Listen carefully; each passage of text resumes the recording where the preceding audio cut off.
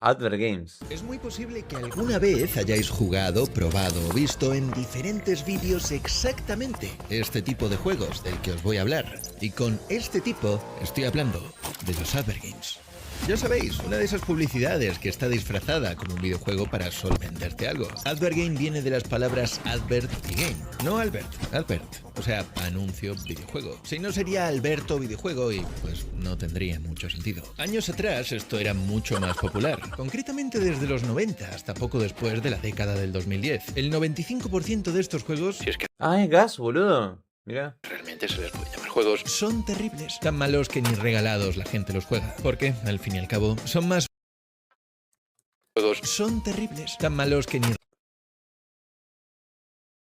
regalados la gente los juega, porque, al fin y al cabo, son más un anuncio interactivo que un videojuego real. Generalmente son producto de un grupo de estudiantes de desarrollo de videojuegos que viven en Ohio, a los cuales le han pagado con un bocadillo de morcilla y un cupón del Burger King para desarrollar uno de estos juegos, los cuales casi siempre son algún tipo de clon de algún título ya existente, excepto que estos están hechos con absoluta desgana. Por eso mismo, varios de estos juegos o son Lost Media o simplemente nadie los recuerda hasta que se los vuelves a mostrar. Su carácter pasajero y el poco interés que ponen en su desarrollo los ha vuelto en muchos casos inaccesibles. Sin embargo, entre todos estos, hay algunos realmente sorprendentes y llamativos, juegos bastante interesantes y algunos Ronald McDonald Racing, me mató ese, los innovadores, pero otros o no funcionan o simplemente ya ni siquiera existen. De todas formas, siempre hubo excepciones, juegos que rompieron moldes y definieron a una generación entera de gente aburrida en el baño, joyas atemporales de la ingeniería, como este titán técnico y narrativo, el magnum opus del entretenimiento digital. Estoy hablando de un juego que vino a cambiar la industria de los Adver Games para siempre. Estoy hablando, cómo no, The Water Slide Extreme, The Barclay Card.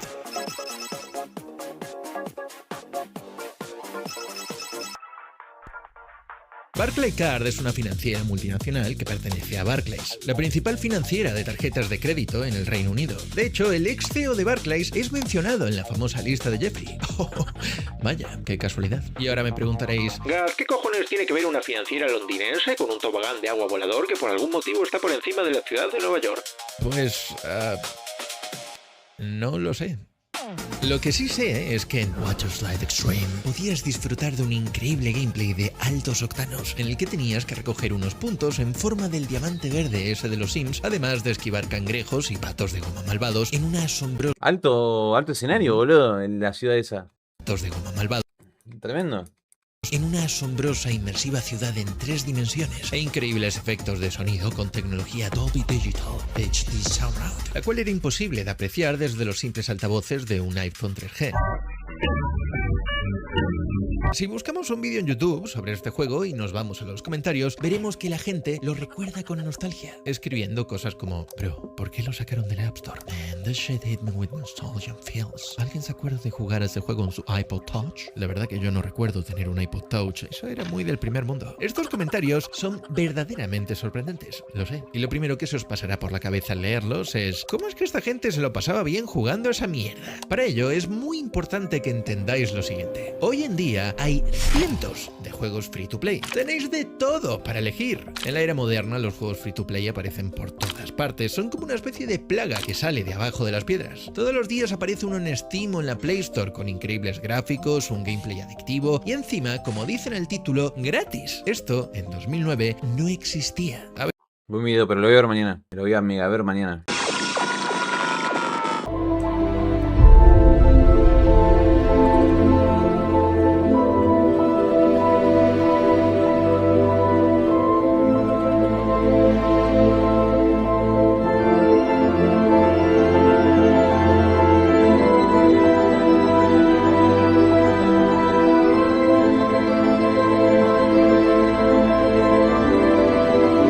¿Cómo terminas en bolas tan así, boludo? Es que creo que se le salió hasta el boxer, boludo. Che, yo ayer a la noche puse un video que duraba como 50 minutos y dije, bueno, lo voy a ver mañana. ¿Cuál era? El de los juegos. Ah, el de gas. Yo me quedé hasta acá, ¿no? Seguimos viendo desde acá. No lo pienso ver de nuevo. Chúpeme la pija si no entienden el contexto. Arre.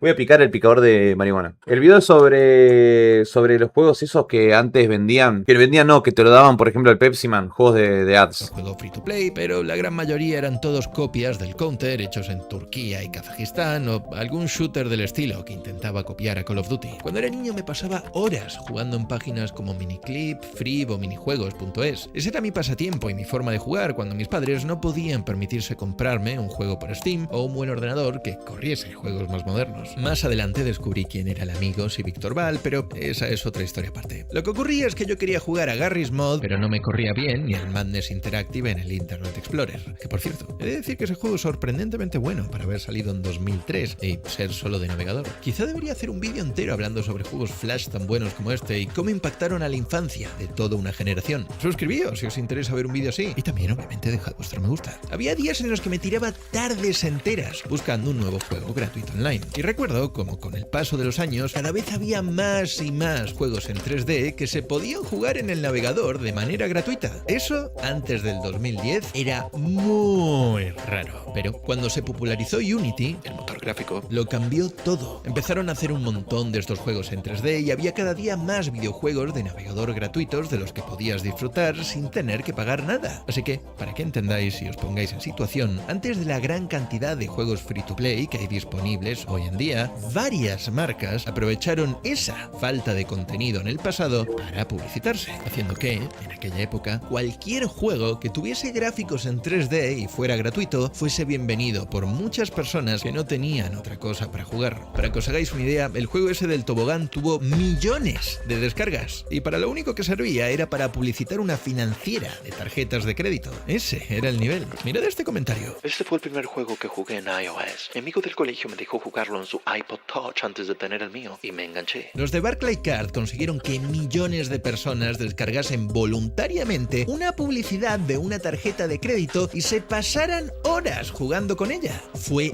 número 1 en la App Store en 57 países. El retorno de inversión en exposición de la marca fue astronómico comparado con un anuncio de televisión tradicional. Y ahora la pregunta del millón es: vale, pero Gaz, ¿qué cuenta realmente como un advergame? Un videojuego es un advergame cuando su única razón para existir es la marca. Pensadlo, si le quitas los M&M's al M&M's Kart Racing, te quedas con un juego de karts genérico y, siendo honestos, bastante cutre. ¿Pero por qué? Porque ese juego no nació con la prioridad de entretener y ser una obra maestra. Nació para venderte M&M's. En esencia, como dije antes, es un anuncio interactivo disfrazado como un videojuego. Si te divierten, te cuentan una historia o innovan, es solo porque necesitan un cebo para cautivarte. Su único propósito real es venderte el producto, grabar la marca en tu cerebro o también recopilar tus datos. Sí, también hay advergames que funcionan como artilugios de inteligencia para recopilar datos privados y perfilar a la población. Pero no os preocupéis, no pasa nada. Es solo un juego que venía con los cereales, por favor. No seáis conspiranoicos, ese tipo de cosas solo salen en las películas. Los juegos de películas también podrían ser considerados advergames y, honestamente, en muchos casos son literalmente eso. Juegos de la Play 2 que salían junto a una ¡qué película garchas! para promocionarla y hacer más dinero. Algunos de ellos son espectaculares, como Spider-Man 2. Sin embargo, la mayoría son bastante mediocres. Pero no voy a incluirlos en este vídeo porque si no sería una lista interminable de juegos pochos que no tienen ningún tipo de valor más allá de lo cómico o ridículo. Os mostraré solo juegos que existen para promocionar o a una marca o a un producto. Históricamente, esto de los advergames es viejo de cojones. El primer intento fue en 1978 para una marca de Colonia. En aquel entonces yo ni siquiera existía y lo digo principalmente porque soy un chico de los 90. Nací en 1999. En esa década hicieron juegos como Chex Quest, el cual incluyeron en millones de cajas de cereales. Fue un movimiento de marketing bastante acertado. El juego incluso tiene un remake en Steam. No sé muy bien por qué. Sin embargo, la verdadera explosión de mediocridad y basura llegó en los 2000, con los juegos Flash. El boom de los advergames en esa época dio paso a una incontable cantidad de juegos Flash de todo tipo. Cuando el presupuesto era bajo, los hacían con Flash Player y en su momento había tantos de estos juegos de usar y tirar que hoy en día de algunos ni siquiera hay imágenes o vídeos en internet. Hay algunas fotos de las galletas Oreo o otro de los zumos Capri Sun, pero ninguno se puede jugar porque ya no existen. En esa época había una competición para ver a quién le salía más rentable hacer uno de estos jueguitos. Y como eran mucho más fáciles y baratos de desarrollar, los escupían como si de una ametralladora ligera se tratase. Y como era la nueva moda y tampoco sabían muy bien por dónde empezar, hicieron lo que cualquiera de estos ejecutivos haría. Se reunieron y se pusieron a pensar profundamente, hasta que uno de ellos dijo: escuchad, tengo una idea revolucionaria que cambiará la industria del marketing. El plan es el siguiente. Veamos cuáles son los juegos más populares en internet entre los chavales de hoy en día y plagiemos uno de esos juegos. Y ahí fue cuando se puso de moda hacer un montón de clones de Club Penguin y Habbo Hotel. Ya de por sí en aquella época había un montón de clones de estos mundos virtuales para navegador, pero aprovecharon e hicieron aún más de estos, con la misión específica de publicitar su producto. Es decir, hacer un clon de Habbo Hotel o Club Penguin, pero en formato advergame, como por ejemplo My Coke, que era un advergame de Coca-Cola sospechosamente similar a Habbo, aunque he de decir que visualmente es nostálgico y no estaba nada mal. Tiene rollo ese ambiente de la época del 2010 y diría que esto tenía más estilo que el Habbo Hotel de aquel entonces. También estaba Millsberry, que era una especie de mundo gaturro donde te creabas tu personaje y jugabas a minijuegos que publicitaban cereales. O también teníamos al increíble Macworld, que era obviamente mundo gaturro, pero Mundo McDonald's. Quizá también debería hacer un vídeo hablando sobre estos mundos virtuales de navegador, porque además de haber un montón, sorprendentemente me pasaba horas jugando esta clase de juegos. Y lo interesante es que cada uno de ellos tiene su propia historia. Así que denle me gusta al vídeo y suscríbanse a mi canal. A pesar de ser juegos Flash, hay unos pocos que destacaron por encima del resto y lograron promocionar su marca de manera exitosa, como por ejemplo Candy Stand Minigolf. Era un juego de minigolf sorprendentemente bien pulido para ser gratis en aquella época. Y no puedo hacer más énfasis en esto. Ahora os parecerá viejo y cutre, pero en su momento no había juegos gratuitos así. Era el año 97. 1997. Y si tenías 12 años y un ordenador, cuando llegabas del colegio ibas directo a jugar a esto. Y este no era un juego cualquiera. Tenía gente detrás como David Crane, el creador de Pitfall, entre otros veteranos de El creador de Pitfall, boludo. Activision y Atari. Este advergame funcionó porque pusieron a gente que sabía lo que hacía, que ya tenía experiencia, los cuales priorizaron que el juego se sienta y funcione bien, que esté pulido y que no sea solo un advergame, sino que sea un juego primero y un método publicitario después. La publicidad no interrumpía la diversión, era parte del diseño de niveles. Si sacabas los logos, seguías teniendo un juego divertido y pionero para aquel entonces, y de esa forma sacabas el rechazo natural del jugador hacia esos anuncios. Es decir, la gente estaba horas consumiendo publicidad sin que les importase o se diesen cuenta. Lo normalizaban. A Candy Stand lo diseñaron específicamente para vender caramelos, pero fue un éxito tan absurdo que la marca se dio cuenta de que tenía una mina de oro entre manos. Habían logrado que la gente se pasara horas en su web jugando al minigolf y consumiendo su publicidad sin parar.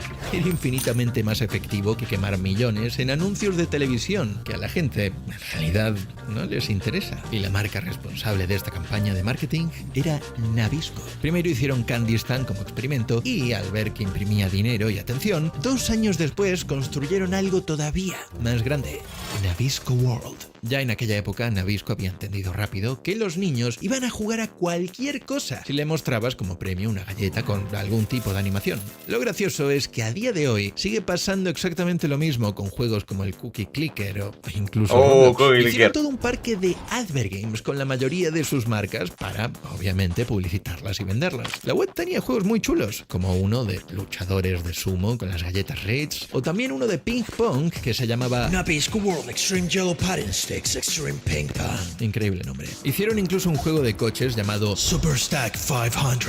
Este era un clon descarado del NASCAR 2000 de aquella época, donde llevabas un coche que estaba lleno de pegatinas publicitarias. Sin embargo, para aquel entonces era bastante impresionante. En los 2000, ver un coche modelado en 3D dentro de una ventana del Internet Explorer era como ver un truco de magia. El sonido de los motores y el efecto de la velocidad estaban bastante logrados para ese momento. Nabisco no fue la única que intentó publicitar sus productos con advergames de coches. Estaba lleno de estos juegos de coches. Todas las marcas parecían querer tener el suyo propio, aunque no tuvieran idea de videojuegos, claro. Estoy seguro de que muchos de vosotros habréis jugado por lo menos alguno de estos advergames que voy a mencionar.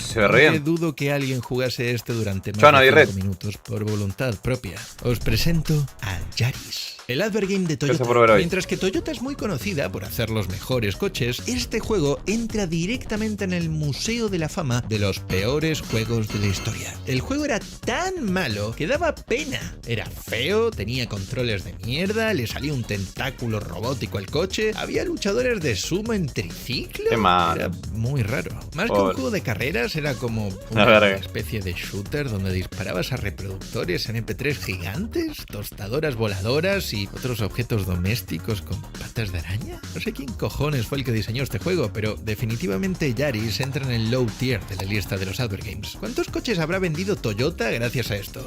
¿5? Aún así, puestos a elegir, creo que prefiero la incompetencia graciosa de Toyota a la hipocresía descarada de Volkswagen. Estos alemanes lanzaron un juego de iPhone donde el objetivo no era llegar el primero, sino llegar gastando la menor cantidad de combustible posible. ¡Wow! ¡Qué divertido! Justo lo que un chaval de 15 ¡Qué años verga! podría hacer en su tiempo libre. Todo esto era para mostrar su nueva tecnología Diesel Blue, la cual utilizaban para publicitarse como una compañía eco-friendly, enfatizando la importancia de la concienciación ambiental. Una mierda. Qué poronga el juego. Aunque eso más adelante acabó siendo solo una tapadera para encubrir la realidad, ya que en 2015 ocurrió el famoso Dieselgate. El gran chiste aquí es que mientras tú jugabas a ahorrar combustible en tu móvil, en la vida real Volkswagen estaba trucando 11 millones de coches para que parecieran ecológicos, cuando en realidad escupían 40 veces más contaminación de lo legal. Se descubrió que la compañía le había instalado un software ilegal a unos 11 millones de sus coches diésel, el cual activaba un modo que hacía parecer que el coche cumplía con las normas medioambientales, pero en realidad emitían hasta 40 veces más contaminantes de lo permitido. Todo eso mientras el juego te educaba para que no contamines. Asombroso. Es como cuando Taylor Swift o Leonardo DiCaprio dan cátedra sobre la contaminación medioambiental, pero luego viajan a diario en su jet privado mientras sueltan miles de toneladas de CO2. Yo tengo que comprarme un puto coche eléctrico para entrar al centro de Madrid y estos cabrones contaminan en menos de un mes lo que tú y tu Corsa de 2005 contamináis en 3 vidas. Venga ya. Sin embargo, Mal. aún así, vuelve a ocurrir exactamente lo mismo que con el juego de los toboganes. Gente que pone en los comentarios: uff, nostalgia. Jugaba un montón a esto cuando era niño. Y el juego es simplemente un coche dando vueltas por un circuito que se repite una y otra vez. Vamos, no me jodas. Es gracioso. La gente recuerda con nostalgia incluso la mierda más ridícula, solamente porque lo experimentó cuando era un niño. Da igual la objetividad. Pero, a pesar de que la mayoría eran malos, entre todos estos juegos de coches había uno que destacaba entre el resto. El BMW M3 Challenge. Seguro que muchos estaréis diciendo: Yo lo jugaba. Hostias, tío, qué guapo, qué recuerdos. seguro que a muchos se os ha desbloqueado un recuerdo ahora mismo, y con razón, porque este no era solo un advergame. Este era un simulador. Tenía físicas reales, transferencia de peso, desgaste de neumáticos. El coche se sentía pesado y real. ¿Para 2007? ¿Y gratuito? Era de locos. Lo más gracioso es que no lo hizo un becario al cual le pagaron con un bocadillo de panceta. Fue desarrollado por Blimey Games, los cuales más adelante se cambiaron el nombre a Slightly Mad Studios. Quizá los conocéis por haber desarrollado Need for Speed Shift o Project Cars. Es sorprendente como el juego de BMW salió casi al mismo tiempo que el juego de Yaris. Y lo digo porque es muy notable la calidad del juego cuando le ponen un poco de ganas, por más que sea una publicidad. BMW demostró que se podía hacer bien, pero claro, para hacer las cosas bien tienes que poner esfuerzo, no solo dinero. De todas formas, otra compañía de coches llamada Hyundai, eso se lo pasó un poco por los cojones y tomó el camino contrario. A este advergame, la verdad que llamarlo juego es generoso. Quizás mejor definirlo como cringe marketing. Si habéis visto la serie The Walking Dead, quizá os habréis dado cuenta de que Rick, el protagonista, en la primera temporada conduce un Hyundai Tucson. Lo curioso es que el coche siempre está impoluto. Están en el fin del mundo, pero el coche nunca está sucio ni tiene rayones. Pues bien, Hyundai decidió aprovechar esta colaboración y hacer un juego de móvil. Y lo mejor es que no escatimaron en gastos. Hicieron eventos, publicidad masiva y hasta contrataron al creador del cómic para promocionarlo. Y diréis, bueno, ¿cuál es el problema? ¿Todo este dinero para qué fue? ¿Para hacer un survival horror? ¿Un mundo abierto? Nope. Fue para un juego de móvil donde solo podías configurar coches. El juego tenía literalmente 3 vehículos y tu misión consistía en ponerle unos pinchos al capó, girar un poco la cámara en 3D y ver lo guapo que quedaba. Y no podías conducir los coches, era literalmente un configurador de coches con skins del apocalipsis. ¿A quién cojones le parece divertido eso? Esto Chevrolet ya lo había hecho en el pasado con un juego Flash y por más cutre que fuese, por lo menos te dejaba conducir el vehículo. Todo ese dinero para una app tan cutre que quedan ridículos si lo comparamos con la táctica que utilizó Renault. Ellos no necesitaron construir nada, solo ser un poco más espabilados. Gastaron 2,50 para que alguien le hiciera un modelo de Renault en el motor Source y luego lo subiera a la workshop de Garry's Mod en Steam. Después algún jugador lo ve, lo descarga y lo sube a su server de Dark RP para que otra persona lo compre mientras rolea y listo, publicidad gratis. Disculpe, caballero, pero ¿qué vehículo es ese? Oh, este es el nuevo Renault 5 E-Tech. Observa este nuevo Renault. Mira cómo la tecnología está avanzando. Oh, sí, bueno, digamos que está muy bien equipado. Tiene muchas cosas tecnológicas. Pero mira cómo avanza la tecnología de este nuevo Renault. Oh, sí, es muy... ¿Cómo te llamas, chaval? Pero qué preciosidad de pintura tiene este vehículo. Observa cómo avanza la pintura tecnológica. Sí, es un coche muy moderno. Muchas gracias, amigo. Me meteré en la página de Renault.com y haré la reserva exclusiva por tan solo $20,000. Y hablando de juegos de coches, ¿habéis oído hablar del famoso Mario Kart? Bueno, solo para que lo sepáis, pero es una copia descarada del clásico M&M's Kart Racing. Los verdaderos fans de videojuegos sabemos que este es el verdadero clásico de culto. M&M's es una de las marcas que mejor ha logrado integrar el marketing de personajes. Venden chocolate, pero en realidad lo hacen enmascarándolo con personajes. Y, obviamente, al tener personajes también intentaron acaparar el máximo porcentaje de clientes posible a través de los advergames con esos personajes. Su lista de juegos, en comparación a otras marcas, es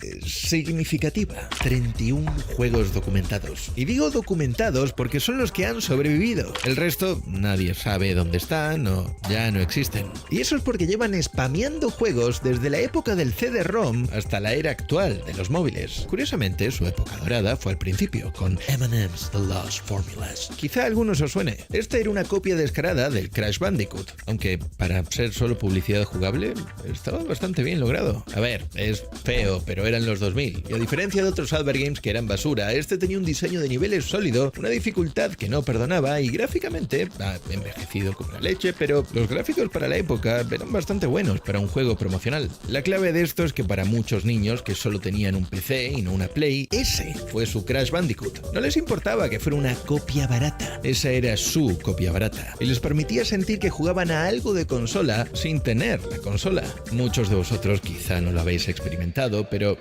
ese momento en el que sacabas un sobrecito de papel barato lleno de migas de cereales, el cual tenía un CD dentro, para luego sacarlo e introducirlo en el ordenador del salón con toda la tensión y expectativa del mundo encima tuya, esperando a que Windows XP no explotara o te pidiera un driver de sonido el cual no tenías, para luego estar esperando 45 minutos a que un juego random que acababas de sacar Jugaba uno de Coca-Cola del Mundial del 2006, boludo, me acuerdo. de una caja de cartón funcionase. Sin embargo, cuando lo hacía, era como sentir magia. Ese disco era como una especie de tesoro. Tenía un valor que ningún juego en formato digital hoy va a tener jamás.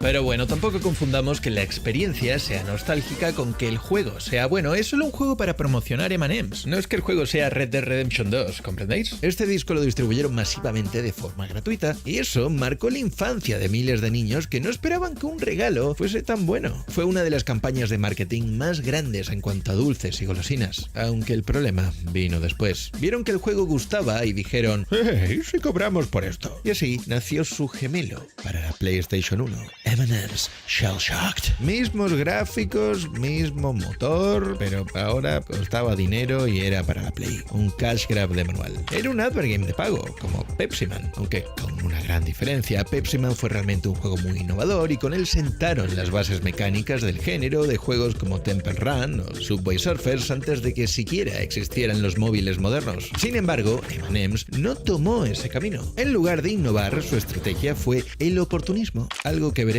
lamentablemente repetidas veces durante este vídeo. Si una consola vendía mucho, ellos tenían que estar ahí, pero, como no, usando la ley del mínimo esfuerzo, cantidad antes que calidad. Y así nació M&M's Peach Party para la Nintendo Wii, un nombre que te hace pensar que era un clon del Mario Party, pero cuando lo abrías era simplemente una colección de 6 minijuegos con un menú cutre de cojones y ya. Es más como un clon del Wii Sports que fue hecho lo más deprisa posible para aprovechar el auge de que todo el mundo tenía una Wii y quería jugar moviendo el mando. También he de recalcar que estos juegos no eran gratis.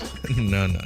Para que os hagáis una idea, costaban alrededor de 20 o 30 dólares y aunque valían la mitad que un juego de Mario, por ejemplo, el contenido que ofrecían era quizás un 10% de lo que ofrecía Nintendo. Acababas pagando 20 pavos por algo que podías terminar en 30 minutos. Quizás pensabais que estos juegos eran gratis por ser publicidad, pero M&M's te cobraba casi el precio completo por videojuegos que eran obviamente anuncios. No me digáis que no, era una jugada maestra. Te vendían el chocolate, luego te vendían el juego y encima tú les dabas las gracias por dejarte ver su publicidad durante horas. Al final te quedabas con cara de bobo y aplaudías como el consumista perfecto. La tenían toda pensada. De entre toda esa montaña de mediocridad hay uno que destaca. Y no por ser bueno, sino por ser tan malo que a día de hoy es considerado uno de los peores juegos de la historia. M&M's Kart Racing.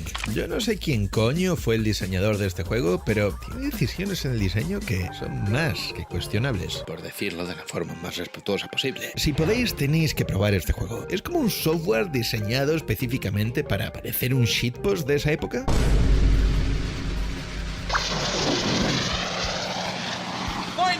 Demasiados cambios muchos cambios a un lado y a otro de Sebastian Vettel. Fernando que va por fuera, bloquea a Lewis Hamilton. Fernando se queda ahí.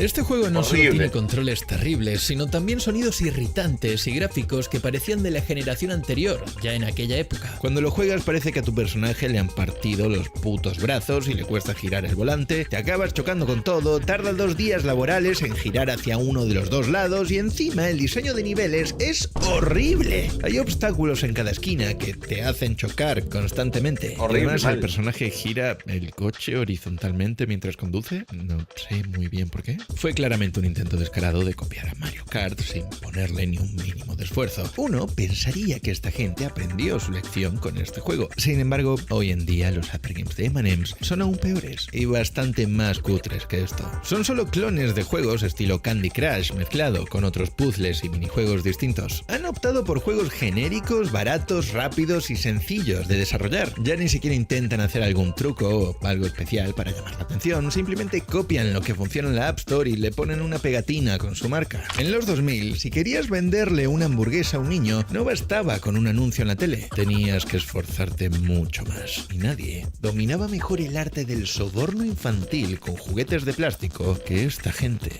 de la que os voy a hablar a continuación. Pero el plástico se les quedó corto. Querían ir al siguiente nivel. Ya no bastaba con un muñeco. Tenían que meterse dentro de tu pantalla. Y para ello tenían que programar un videojuego entero. Y aquí es donde entran los restaurantes de comida basura. Los juegos de menú infantil eran un clásico de los 2000. Venga, no me jodas, todo el mundo tenía uno de esos juegos. Cuando era niño, las cadenas de comida rápida daban juguetes bastante decentes con el menú infantil. Hoy, no solo la hamburguesa de €1 ya no cuesta €1, sino que los juguetes también son horribles. Nos joden por todas partes. No solo nos dan... Nada, las hamburguesas de McDonald's pincharon hace una banda. Digo, los juguetes. Son una mierda. Son un pedazo de papel o un nada. Son papel o un librito, boludo. Pienso contaminado como si fuésemos ganados, sino también nos joden nuestros juguetes. Vamos, no me jodas. Al menos dame un puto juguete decente. Para que os hagáis una idea, antes daban Bionicles con el Happy Meal en McDonald's. Antiguamente, a veces te daban juegos en formato físico. Yo tuve esos, boludo. Yo tuve uno de esos, de Spyro. Yo literalmente tuve ese. Con el Happy Meal en McDonald's. Antiguamente, a veces... No lo puedo creer, tuve este mismo, el verde. Te daban juegos en formato físico. Y no hablo de esos minijuegos de Spyro, Sonic o Crash. Me refiero a esos discos físicos con juegos que habían hecho específicamente para el menú infantil. Y tengo que hacerles un pequeño spoiler. Bueno, pero el peluchito es mejor, boludo. Quizá los juguetes antes eran por lo menos decentes, pero lamentablemente creo que ninguno de estos Hyper Games lo era. Como por ejemplo Go Ronald, que era un juego interactivo muy mierda y al mismo tiempo muy creepy, donde tenías que hablarle a Ronald McDonald con tu micrófono y jugar a minijuegos que eran también una basura. Los típicos juegos chusta, que eran tan malos que ni gratis los tocabas. En el juego tenías que gritarle a Ronald ¡gira a la derecha! Para que no se estrellase, decirle que salte en un momento específico para que el tío girase épicamente con un snowboard, o poner bananas y otros objetos en una estantería que, por algún motivo, se movía sola como si estuviese dentro de una casa embrujada.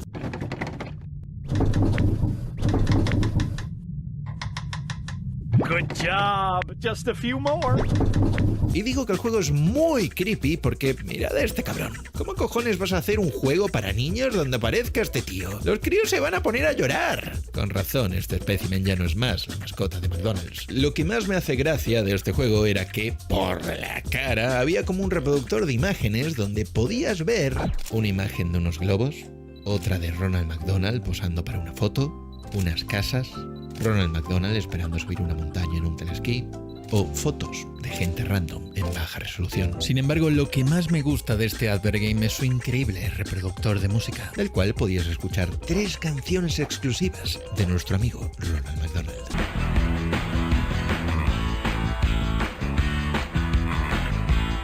Pero si McDonald's daba miedo, otros daban pena. Como por ejemplo Jumpin' Binge and Board de Taco Bell, como podéis observar aquí abajo a la derecha. Este juego es quizá uno de los más vagos y cutres que he visto nunca. Es tan malo que es un ejemplo. Consiste en que eres una judía. No una mujer judía, sino una judía como tal, que salta en un trampolín enfrente de un Taco Bell para coger tacos en el aire. Y no digo de coger, de follarte tacos en el aire, sino coger, de atrapar los tacos. Bueno, ya me entendéis. No sé a quién cojones le gustaría jugar a este juego durante más de 15 minutos en el año 2000. Quizá algún mexicano muy fanático de los tacos, pero bueno, quién sabe, aún así no lo veo como un juego muy divertido, incluso si eras un mexicano en aquella época. Estamos hablando de que es un clon de un juego de Atari de 1976 que lo sacaron en un floppy, en el año 2000. Muchos de vosotros ni siquiera sabéis lo que es un floppy o lo habéis siquiera tocado. Para aquel entonces casi todo el mundo usaba CDs, es decir, ya habían pasado 24 años desde el breakout de Atari y sacan eso.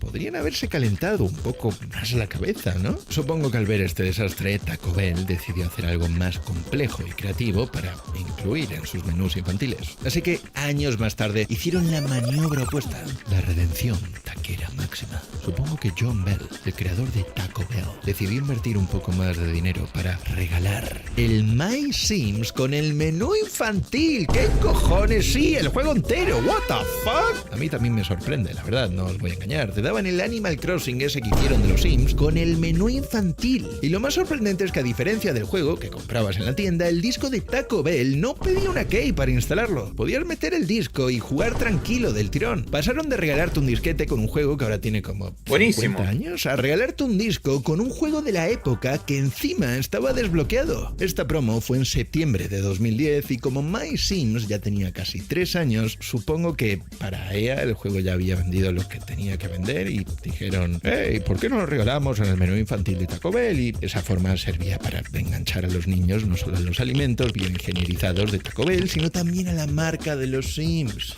Pensando bien, era una locura. Darles hype por el nuevo lanzamiento de esa misma saga que curiosamente salía ese mismo mes y encima ya tenían captados a esos nuevos jugadores para que más adelante también compren sus secuelas. Es un re negocio, boludo, porque realmente vos vendés un juego y vendés copias del juego. O sea, es como que existen millones de copias, es como que es infinito. O sea, podés vender algo infinito. Arre. A menos que lo pirateen, pero tipo, qué sé yo, tienen mucho poder los videojuegos, eso hoy. Me parece bastante adelantado para la época. Y algo muy guay que no se ha vuelto realmente a hacer. Pizza Hut también hizo algo similar, pero fue todavía más lista. Pensaron, ¿para qué coño vamos a gastar dinero nosotros desarrollando nuestro propio juego si podemos usar los de los demás? Así que se dedicaron a distribuir demo discs. Bueno, discos demo. En español, pero muy bueno, está bueno. Tenía la pizza y en ella un CD con demos de juegos de la Play. Era la hostia. Tenías algo nuevo para jugar cuando llegases a casa a comerte la pizza y Sony enganchaba a nuevos jugadores. Simple, efectivo y sin un payaso creepy con cara de asesino. Esto de los demo discs lo hicieron más marcas en aquel entonces, como por ejemplo Kellogg's Energizer con los juegos de Spider-Man. Kellogg's sacó una caja de cereales del Spider-Man de Raimi con un disco demo del Spider-Man 1, que estaba la verdad guapísimo por venir en una caja de cereales. Tremendo. Y las pilas Energizer te traían, no sé cómo, este CD con una demo del Spider-Man 2 para PC. El Spider-Man 2 el Spider-Man 2 de PC es la peor basura que existe, amigo. Es malo que es prácticamente una comedia. Que por cierto, siempre podéis volver a ver ese vídeo en mi canal. ¡Cogedlo! ¡Oh no! ¡Me van a coger! Era la época de experimentar. la era de oro de los videojuegos. Así que todas las cadenas de comida rápida y diferentes marcas se subían a la vagoneta para intentar replicar el éxito de los Advergames. Y aquí es cuando entra el jefe final. No, amigo, el juego que hizo Burger King es buenísimo. Burger King. Mientras McDonald's y Taco Bell te daban sobras o juegos mediocres, Burger King se metió en la carrera, haciendo Advergames complejos y mucho mejor logrados. ¡Tanto y no juego! os confundáis, estos también eran juegos de pago, pero costaban tan poco que la gente los recuerda casi como si hubieran sido un regalo con las patatas fritas. En 2006, Burger King lanzó 3 juegos para la Xbox y la 360, Sneak King, Big Bumping y Pocket Bike Racer.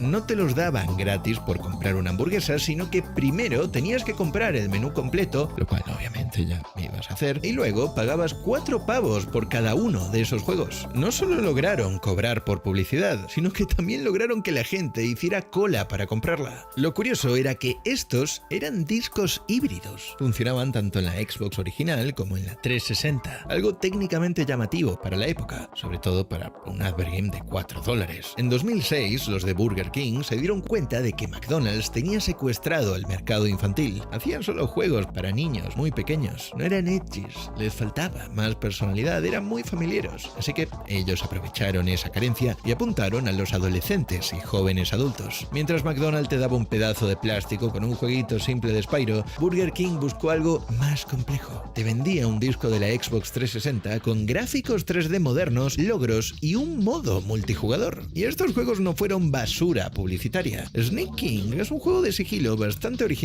Y lo curioso es que hoy en día son de los pocos juegos de esa época que no se pueden comprar digitalmente en ninguna tienda por temas de licencias que ya han caducado. Y algo muy interesante de estos juegos es que los desarrollaron en tan solo 7 meses. Desarrollar un juego en 7 meses ya es un suicidio, pero hacer 3 a la vez para 2 consolas distintas es una hazaña bastante compleja. Y eso fue lo que hizo Blitz Games. Toda esta historia de los juegos de Burger King para Xbox es muy interesante. Fue una anomalía que les ¡Qué funcionó capo! Esos Blitz Games muy buenos, boludo. Altos juegos se hicieron. muy bien. Sneak King Alto ganó laburo. premios y fue reconocida como una de las mejores campañas de marketing de la década. Aunque ahora la pregunta es, ¿por qué Microsoft aceptó fabricar tantos juegos por un precio tan barato? Mucha gente cree que Microsoft perdió dinero, pero la realidad es que estaba todo pensado y utilizaron a Burger King para su propio beneficio. Burger King y Xbox compartían el mismo público que mencioné antes, hombres jóvenes, adolescentes y universitarios. Microsoft vio en Burger King una red de distribución de 8.000 tiendas en toda Norteamérica que funcionaban como vallas publicitarias prácticamente gratuitas para su consola. Microsoft no bajó sus estándares de calidad, simplemente hicieron que Burger King pagase la diferencia. El restaurante pagó el desarrollo a Blitz Games y luego pagó la fabricación de los discos, además de aceptar no ganar ni un solo céntimo con las ventas de cada juego, ya que esos 3,99 apenas cubrían el costo de producción y distribución. A cambio, Microsoft aceptó reducir sus royalties y comisiones por cada disco, porque se dieron cuenta de algo que el resto no había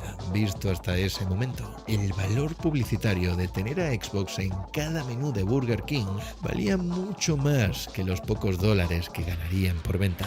Fue una jugada maestra. Burger King vendió 3.2 millones de menús extra y se volvieron los populares, los tíos guays del barrio, al menos durante una temporada. Microsoft, por su parte, dominó la nueva generación y logró que, haciéndole pagar a otro, su publicidad entrara en la casa de más de 3 millones de personas. Y ahora os preguntaréis, pero si funcionó tan bien, ¿por qué Microsoft nunca volvió a hacer esto de nuevo? Y la respuesta es simple, porque ya no les hace falta. Una vez que la Xbox 360 se convirtió en la reina en Estados Unidos, ya no necesitaban rebajarse a vender sus juegos en bolsas grasientas. Habían ganado la guerra y Burger King fue el soldado que se sacrificó por ellos. Sin embargo, en Hispanoamérica y España estos juegos nunca salieron. Y además, la Xbox en nuestros países nunca tuvo el impacto que tuvo en Norteamérica. Mientras Mientras que en Estados Unidos la 360 era la reina, toda Iberoamérica siempre había tenido la reputación de ser fiel a Sony y a Nintendo. Pero el único país hispanoamericano donde Xbox sí le plantó cara y superó a PlayStation fue México. Hasta 2010 se estima que la Xbox 360 tenía más del 60% del mercado mexicano, mientras que la Play 3 apenas llegaba al 20%. Así que mientras los yankees disfrutaban de sus discos físicos de Burger King, el resto del mundo no pudo jugar a esos juegos. Eso solo fue hasta que Microsoft se dio cuenta de algo muy importante.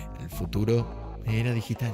Y para eso comenzaron a empujar el Xbox Live Arcade. Si quieres abaratar todavía más los advergames y que millones de personas jugaran a tu anuncio, tenías que dárselo gratis y sin que se levantaran del sofá mientras tomaban Mountain Dew y comían Doritos. Y aquí es cuando entra en juego esta marca. En 2007, Doritos lanzó un concurso donde pedían a los jugadores que diseñaran su juego ideal. Los ganadores se llevaban increíbles premios como una televisión plasma, una Xbox, 10 juegos de la 360, un equipo de sonido 5.1 y, según ellos, mucho, mucho más. Con mucho más, supongo que se referían a un peluche de Bill Gates o un mando exclusivo de la 360 de Bill Gates. Hubo 6 finalistas y un peluche de Bill Gates. Entre los juegos estaban Doritos Dinosaur Dash, diseñado por Mike Borland, el cual consistía en controlar un dinosaurio que destruye una ciudad. Por Kenneth Parker, el cual era, bueno, esto.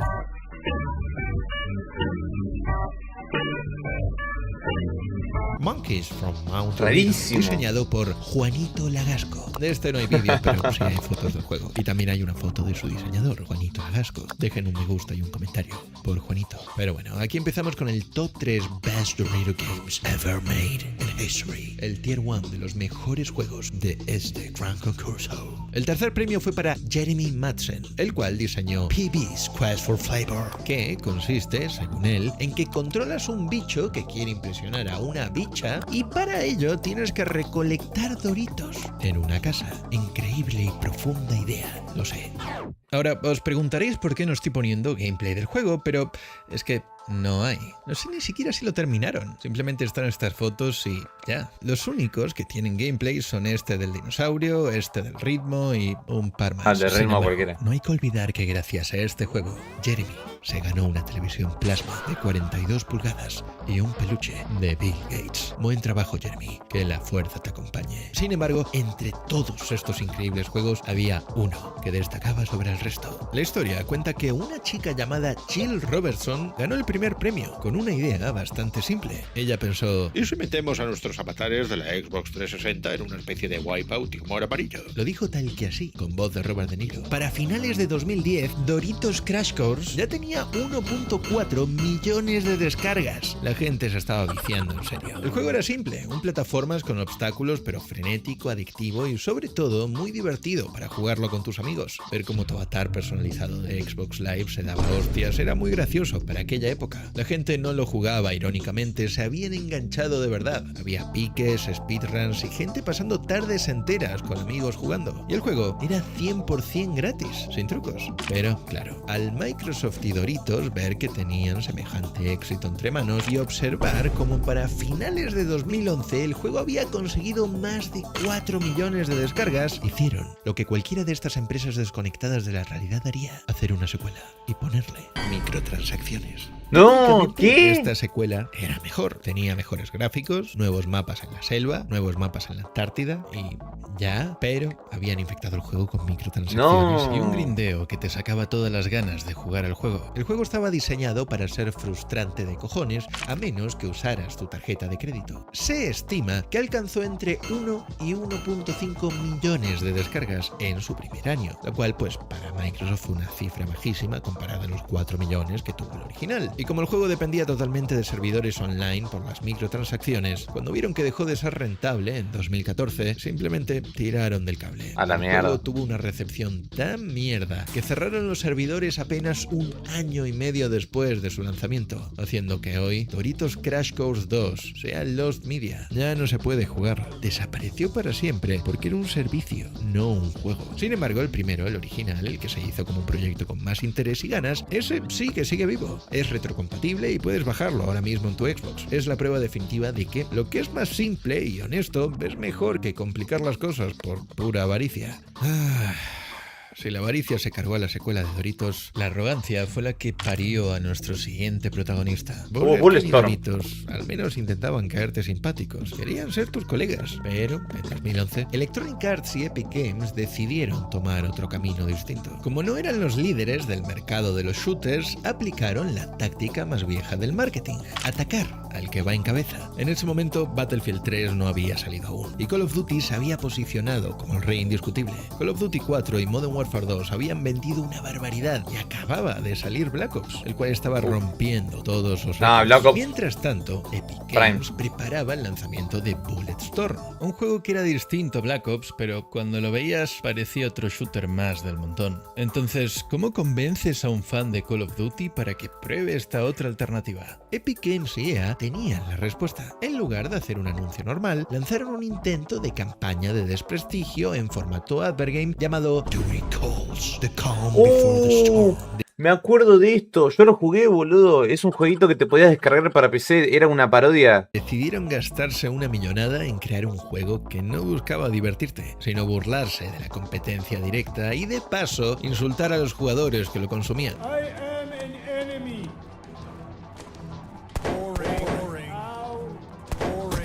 Rank up. Master Sergeant Shooter Person. Me acuerdo de esto.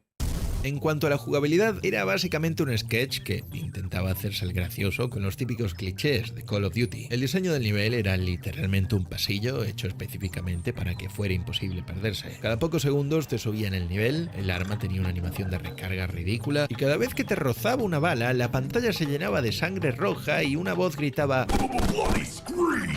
So real. Boring.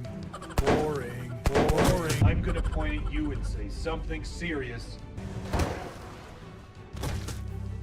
Oh, I'm dead. Ha ha ha. You cannot stop me unless the game goes into slow motion for some reason. Oh no. Boring. Rank up!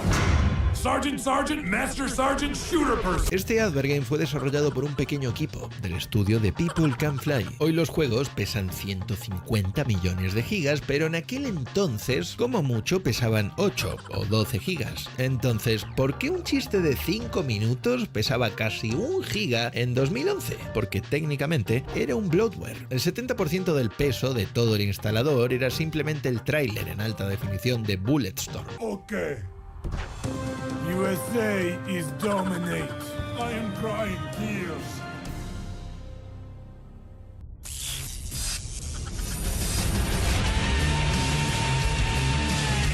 Esta táctica que usaron se le conoce como Challenger Brand, es decir, como si fuera Sega contra Nintendo en los 90. Cuando no eres el líder del mercado, la forma más rápida de ganar tracción es atacar directamente al gigante, posicionándote como la alternativa rebelde. Sin embargo, está más que claro que lo único que hicieron fue gastar dinero en uno de los shitposts más caros de la historia, para que su juego no vendiese una mierda. Supongo que Epic Games y EA lanzaron el anzuelo, esperando a que Activision reaccionase y les demandara o les contestara públicamente, lo que les habría dado millones en publicidad, pero obviamente gratis. Sin embargo, ¿qué hizo Activision? Absolutamente nada.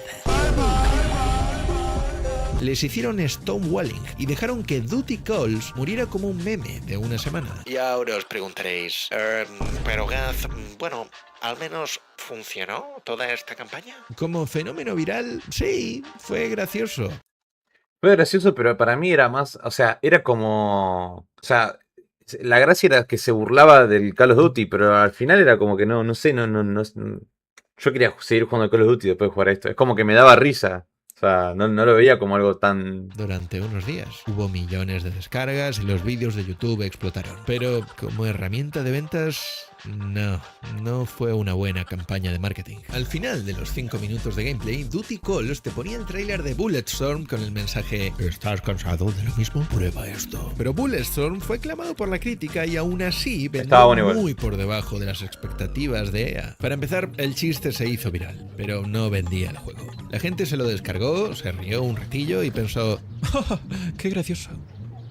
Eso no tiene por qué traducirse en ventas. Además, la fecha de lanzamiento fue terrible. Salió en febrero de 2011. La gente seguía viciada al Black Ops 1 y ya estaban ahorrando para comprar juegos como Crisis 2, Portal 2 o Battlefield 3. El mercado estaba saturado y la mayoría no iban a gastarse dinero en un juego como este. A esto, súmale que en 2011, si cobrabas 60 pavos por un shooter, la gente te exigía un modo multijugador a lo Halo o Call of Duty. Y Bulletstorm no lo tenía. Solo ofrecía una campaña de casi 7 horas y un modo cooperativo de oleadas. Para el consumidor promedio era poquísimo contenido por el precio completo. El consenso fue que el gameplay era divertido, pero la historia era estúpida, el humor daba grima y además se hacía muy corto. Y por si fuera poco, la versión de PC venía con Games for Windows Live.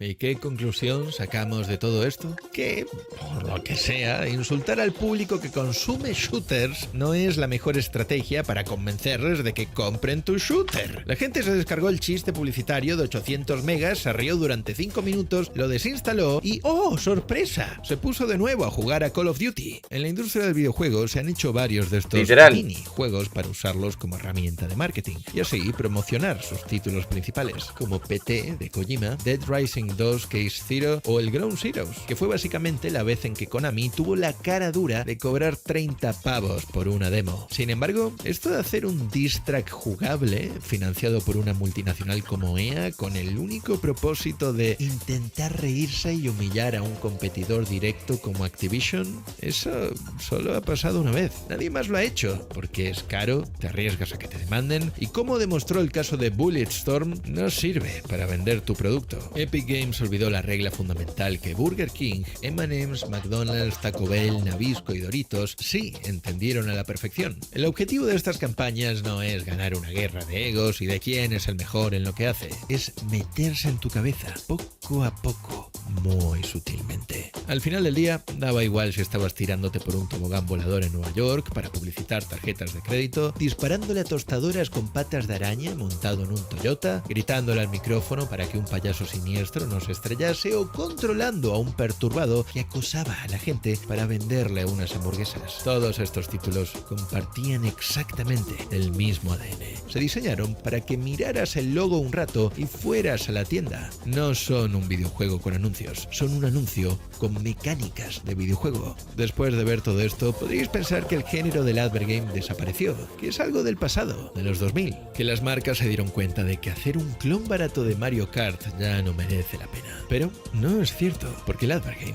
no murió. Aquello solo fue el final de una era inocente. Las pruebas y tests para ejecutar un nuevo gran plan que han logrado establecer. Hoy en día, las marcas ya no necesitan disfrazar su publicidad de videojuego. Ya no necesitan regalarte un CD con los cereales, ni contratar a un estudio para que hagan un clon genérico de algún juego popular. ¿Por qué gastar dinero desarrollando tu propio juego cuando puedes invadir, manchar e intoxicar el juego al que ya está jugando todo el mundo? El advergame moderno es Fortnite, es Roblox, es Call of Duty. En los 2000 la diversión era el cebo para que vieras la publicidad. Pero hoy, cuando vemos que nos inyectan cada vez más anuncios en forma de skins en los videojuegos actuales, te das cuenta de que ahora la diversión es opcional, pero la publicidad es obligatoria.